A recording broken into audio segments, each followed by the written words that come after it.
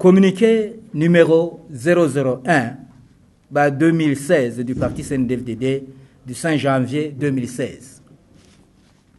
Démarrage de dialogue interburundais, volet externe, tenu à Entebbe, en République ougandaise, ce 28 décembre 2015.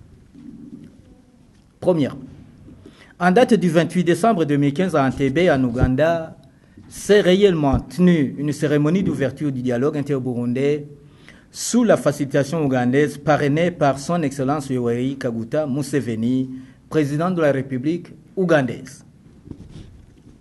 2.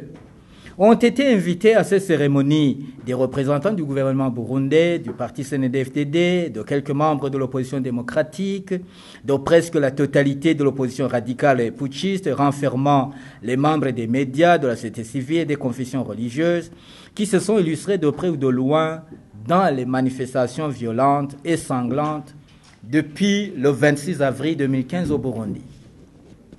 À cela s'est ajouté un nombre très important des représentants des corps diplomatiques et des organisations internationales non gouvernementales, sans oublier quelques organisations sous-régionales et régionales. 3. Le parti CNDD-FDD saisit cette opportunité pour remercier son excellence Yoweri Kaguta Museveni qui, malgré les grandes sollicitations du moment liées à la campagne politique pour se faire réélire à la tête de l'Ouganda, ne s'est pas empêché de parrainer les cérémonies personnellement. 4. Le premier jour comporte toujours des difficultés particulières et il n'est pas facile de tout prévoir. Le parti CNDD-FDD estime que les quelques ratés d'organisation feront objet d'échanges entre la facilitation et le gouvernement afin de mieux cadrer le processus de dialogue interburundais pour une réussite sans équivoque. Je répète, le premier comporte toujours des difficultés particulières et il n'est pas facile de tout prévoir. Le parti CNDD-FDD estime que les quelques ratés d'organisation feront objet d'échanges entre la facilitation et le gouvernement afin de mieux cadrer le processus de dialogue interburundais pour une réussite sans équivoque. Il n'épargnera rien pour que ce dialogue conduise les Burundais à des résultats adaptés et durables à la situation du moment, tout en évitant une réédition d'Arusha ou un accord d'Arusha de plus. Le parti CNDD-FDD soutient fermement que la Commission nationale de dialogue interburundais CNDI demeure le seul cadre légal à organiser, exécuter et coordonner le processus au nom du gouvernement. La facilitation ougandaise ne doit ni l'écarter ni l'ignorer, car devant travailler main dans la main. 5. Le parti CNDD-FDD félicite la facilitation ougandaise d'avoir pris le taureau par les cornes en respectant le contenu de la résolution numéro 2248 du Conseil de sécurité de l'ONU, l'accord d'Arusha et la loi fondamentale du pays, et en touchant du doigt le problème que la plupart des Burundais ne veulent pas désigner comme tel. Une gestion de démocratie qui donne droit à la sécurité pour tous. Je reprends. Le parti CNDD-FDD félicite la facilitation ougandaise d'avoir pris le taureau par les cornes en respectant le contenu de la résolution numéro 2248 du Conseil de sécurité de l'ONU, l'accord d'Arusha et la loi fondamentale du pays, et en touchant du doigt le problème que la plupart des Burundais ne veulent pas désigner comme tel, à savoir une gestion de la démocratie qui donne droit à la sécurité pour tous. Cependant, il déplore le fait d'inviter les putschistes au dialogue, ce qui est contraire à cette résolution 2248 de l'ONU. Ils insurgent également contre la mise à l'écart de la Commission nationale de dialogue interburundais à Entebbe, alors que c'est elle qui doit coordonner tout le processus au nom du gouvernement. Toutefois, il félicite le facilitateur d'avoir écouté le souci d'alternance ethnique au sommet du pouvoir pour les uns, l'impossibilité de la minorité ethnique de revenir au pouvoir par la voie des urnes, raison de passer par les putschs terroristes pour y accéder pour les autres, le souci encore de c'est eux ou c'est rien. Et voilà que la difficulté est enfin bien définie et de façon précise, comme si la pierre qui endommageait la houe était devenue finalement visible. 6.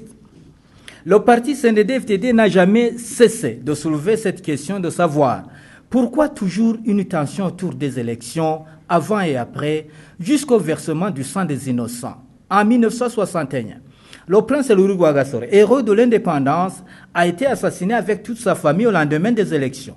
Pourquoi la communauté internationale a-t-elle imprimé son mauvais départ politique au Burundi? En 1965, le premier ministre Pierre Ngendaoumé, hier bras droit de Rwagasore en 1961, est à son tour assassiné pour l'empêcher de jouir de ses droits électoraux, toujours sous l'instigation extérieure. Soulignons que toute une partie de la population intellectuelle majoritaire a été massacrée et éteinte. Pourquoi cela? En 1993, Son Excellence Daimekyo, premier ou tout démocratiquement élu et héros de la démocratie, est à son tour assassiné avec une population immense massacrée sous la bénédiction de certains pays étrangers. Les rescapés de ce déchaînement sauvage et génocidaire ont été enfermés dans les centres dits camps de concentration nazis ou mouroirs, où de nombreuses populations dépassant le chiffre de 500 000 personnes ont péri comme des mouches car privées d'eau et de nourriture.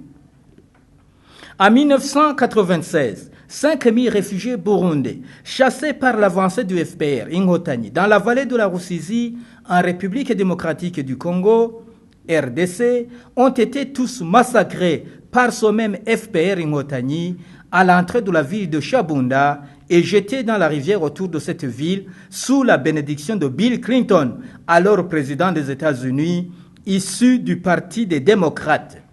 S'agissait-il d'un troisième mandat ou d'autre chose?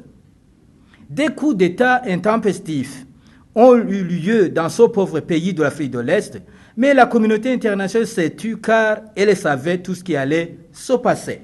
En 2015, un plan macabre avait été préparé par certains pays pour changer les choses comme ils le veulent et décimer ensuite la population démocratique. Dieu seul sait jusqu'où iront ces plans sataniques contre le peuple burundais. Le facilitateur et la CNDI, dans le dialogue inter-burundais, ont du pain sur la planche, car ils devront permettre au peuple burundais de s'interroger sur ces grands événements afin de dégager le mode démocratique le mieux approprié au Burundi. Septièmement, le parti CNDD-FDD croit que le moment est venu pour le peuple burundais de se pencher encore une fois sur sa propre histoire, bien que peu reluisante, et parler de toutes ces péripéties à tête reposée et sans animosité aucune, tout le temps qu'il sera nécessaire de prendre. Pousser les gens jusqu'à ne plus avoir peur de la démocratie n'est pas du gâteau, surtout quand il faut les rassurer et leur donner des garanties. Ce n'est pas une rencontre entre une cinquantaine d'individus qu'une réponse viable peut être trouvée. Son Excellence Yoweri Kaguta Museveni a accepté d'accomplir une noble mission qui va lui demander sagesse et perspicacité. Sans nul doute, le parti CNDD-FDD lui réitère son soutien dans ce dialogue volet extérieur. Il demeure convaincu qu'en travaillant de concert avec la CNDI, ils pourront réussir l'inclusivité demandée et aboutir à des résultats démocratiquement souhaités par tout le peuple burundais. Bon courage et meilleurs vœux de Nouvel An. Fête à Bujumbura le 5 janvier 2016 par Honorable Pascal Nyabenda, président du parti CNDD-FDD.